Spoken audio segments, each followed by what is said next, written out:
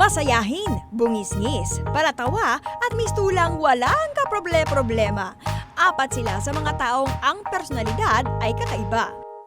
Kaya naman ang hamon namin sa kanila, anuman ang makita at maramdaman, dapat hindi sila magbigay ng reaksyon.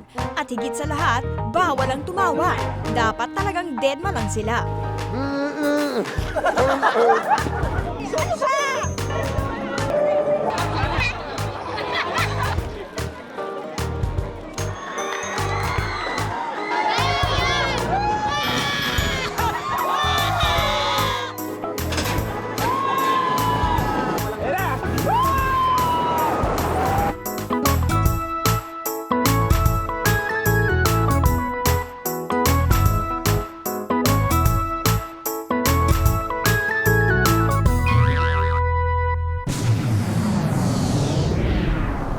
Isang magandang gabi po sa inyo lahat. Sa ikapan na araw na aming challenge, mukhang pinaninindigan natin mga challengers na hindi sila gagalaw o iimik o magre-react sa anumang bagay na gagawin sa kanila. Pero partner, si Whitney, sa ating acting challenge, abay, imbis na mag-comedy, umiyak. Umiyak. Bakit kaya? Yan at marami pa mga eksena ang dapat yung abangan at huwag na huwag niyong palalampasin. Huwag na nating patagalin pa. Itong pagpapatuloy ng Deadma series ng Extra Challenge!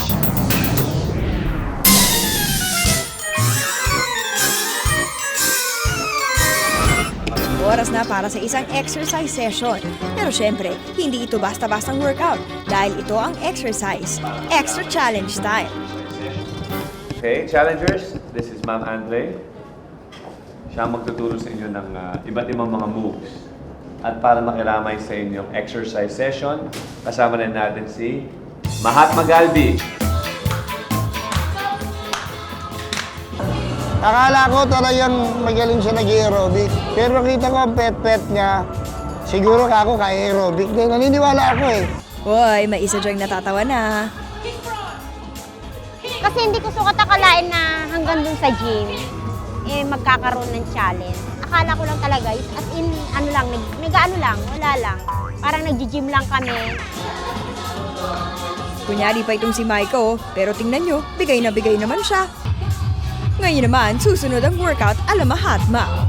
Kabila! Para pa may stroke, ganyan ang itsura. Kabila ulit! Pera!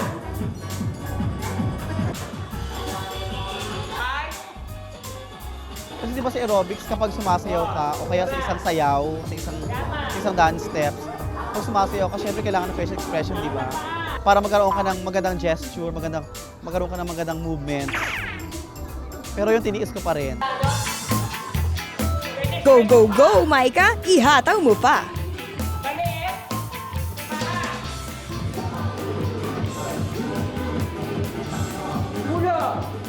Aba si Whitney, bigay na bigay din. Pero ang dalawang boys mukhang seryoso sa ginagawa. Talagang deadma.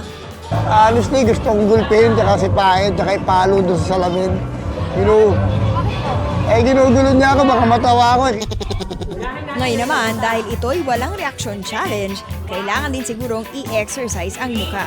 4, 5, 6, 7, 8. Sumunod naman ang ilong. And 1, 2, 3, 4, 5, 6, 7, 8.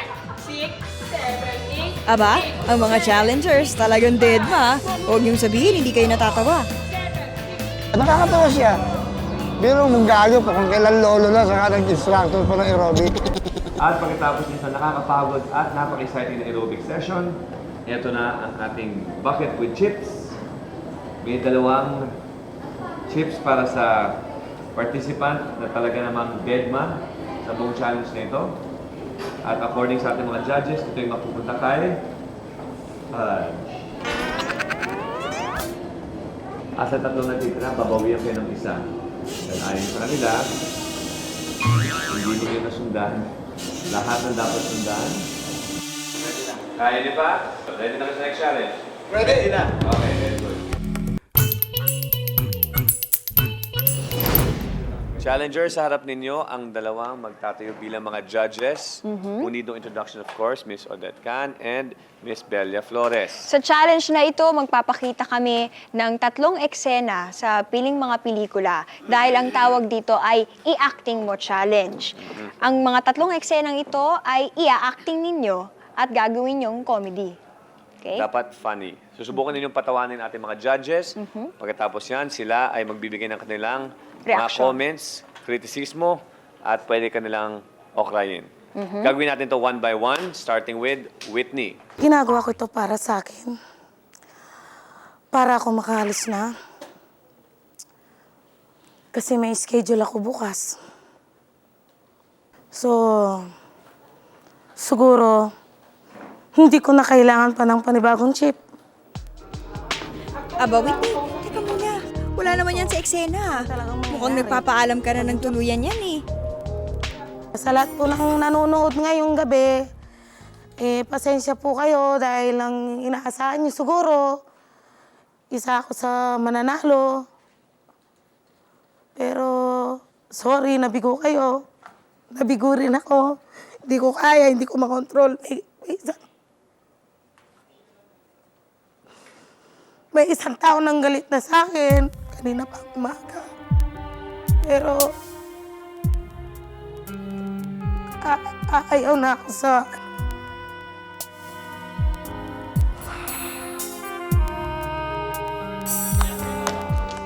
Hay nako, Whitney. Mukhang kagabi mo pa yan talaga binabalak na gawin ah. Thank you for joining Extra Challenge. Ingat ka, ha? Thank you. Susunod na lang siguro. Kasi ito hindi para sa akin to eh. Hindi ko kaya yung mga ginawa natin. Hindi talaga para sa akin. O Gag, pagkakataon mo na to, dahil bibigyan ka namin ng 3 minuto para maging comedy ang eksenang ito. Matagal ko nang naririnig yan. Bagamat ako'y bingi. Ako'y isang madring hindi pinapaniwalaan. Meron pa nagsabi dyan, may penguin ba sa Pilipinas? Sabi ko, walang penguins dito. Doon yan sa mga malalamig na lugar. Yung gumagano'n sa yelo eh. Sabi niya, ay, Mukhang alam na alam mong ginagawa mo, Kaloy ah. habang pinapanood ko, yun na rin ang gagawin ko. Siguro, babaliin ko na lang, mamali-maliin ko na lang yung mga words, gano'n. May galing ako ron sa kalokohan, gano'n. Para sa akin, may talent siya. Higit sa lahat, katarungan. Para kay, sino yan? Diosdado. Ibinuwis niya ang buhay niya para sa mga hindi nakakalam. Dahil sa isang abrilata. He's magaling, no doubt. His own version. Except, ewan ko ba't hindi ako natatawa sa'yo. Pero magaling ka. Yun lang. So siguro, try harder. Nakakatakot, nakaka-conscious yung yung dalawang buruha. Hindi, tsaka mataas ang paggalang ko ron eh. Thank you very much po, Idol. Okay, Maika. Pagkakataon mo na. Ito naman. Ano? Ay, narinig ko? Naawa ka ba nung ako nadulas? Naawa ka ba nung ako'y nadulas sa isang kanal na sa putikan na napakabaho? Magaling ka rin gimikera. Pero dapat, alam mo, nilagyan mo ng talagang comedy touch ang iyong acting para talagang kuhang-kuha mo audience. Dahil sa ganon, di mo ko kayang patawanin, ano? Hindi mo nakuhang gusto ko. O ikaw, ba't din ka tumingin? Ha? Pinalalaki ng mata? Masakit yan. Masakit yan. Malaki ang iyong mga mata. Malaki ang iyong mga mata. At ikaw, mapapasukan yan ng bitiki! Ako, Maika, ayoko mapagod sa wala. Comedy ang sabi, hindi horror. Hindi anger. Ha, naiintindihan mo. Hindi nakukuha sa laki ng mata, patawanin mo kami. Yun. Ha, ha, ha. Yun lang. Hala, Maika, nagalit ata sa'yo ang ating mga judges dahil sa pang-ookray na ginawa mo sa kanila. Ang sabi kasi naman namin, patawanin mo sila, hindi okrayin sila. Hindi ko sila nilait. Na ano lang ako, nabigla lang siguro ako dun sa reaction din ng mga mukha nila. Kumbaga parang ako yung nagugulat na ang laki ng mata, yung gano'n. Tapos yung isa bigla, gaganunin. Yung parang nasishock ako. Kaya sabi ko, huwag mo naman ang palakihan ng mata, parang gano'n. O siya, Maika, tama ng paliwanag at turn na ni Fudge. Ito na ang video na gagayahin mo. Joyce? Joyce? Baho? Ano yun? Joyce? Joyce, hindi mo na ako na hindi mo nasira ilong ko eh. Alam ko, amoy mo yan eh. Ikaw yan eh. Nasaan ka ba? Nasaan ka ba? Ay, Joyce, slim ka na. Slim ka na, promise. It's okay.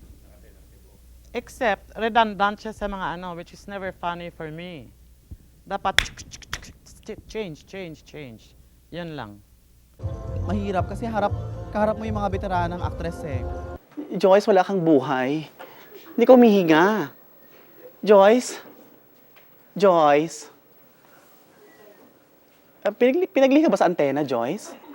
You do it in comedy, pero wag kang lalayo sana dito sa tema dito sa pinapanood. What for is this shown to you to copy it, no? It should be not far from the scenes. Cut! Tama ng drama. Pero syempre, bago natin sabihin kung sino ang mananalo sa challenge na ito, hindi pwedeng hindi tayo sampulan ng ating mga bisita ng kanilang galing sa pag-arte. Matagal ako nagtigil sa bundok. Ang lahat ng aking gawain ay ginagawa ko din sa anak ko! Anak kong mahal na mahal ko! Hindi ako madre. Pero nanganak na Vilma ako. Santos yan, Day. Sino bang nagbuntis sa akin? Ako hindi ko maalala kung sino lalaki. Pedro! 3 anak ko sa akin. Hayop ka. Hindi mo man naman dinadala ng pandesal! Iba talaga dating nyo ah. Wala pa rin kayong kupas. Kumbaga, may asim pa rin kayo. So, ngayon na ang pagkakataon para sabihin kung sino sa kanila ang dadagdagan at babawasan ng chips. Sad to say, nakalamang talaga si Kaloy. Kaloy! Go! Ikaw! Papatayin kita, ikaw nanalo. So si Kaloy ang madadagdagan. Dalawang chips.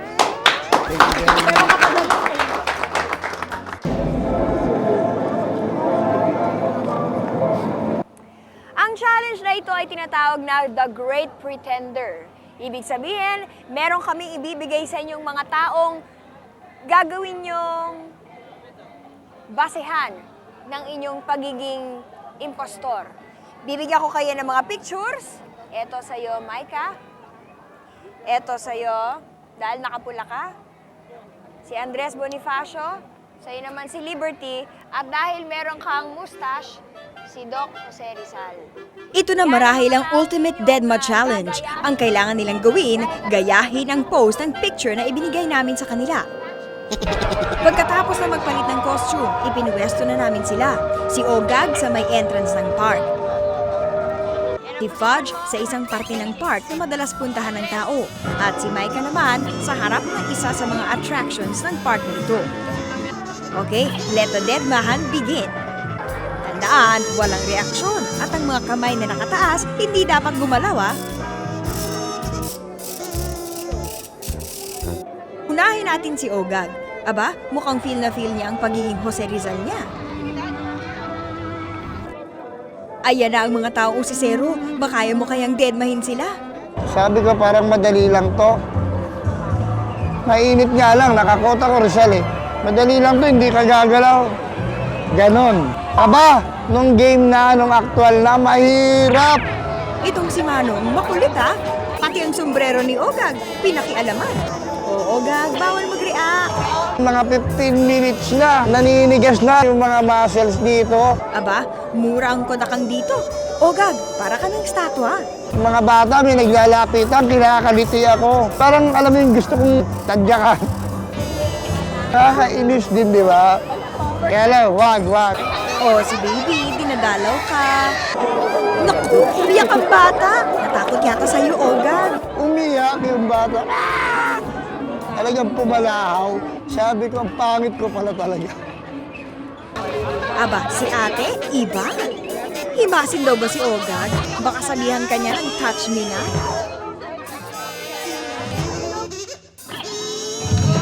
Abangan bukas! Huwag na huwag niyong palalabasin ang aming Ultimate Challenge.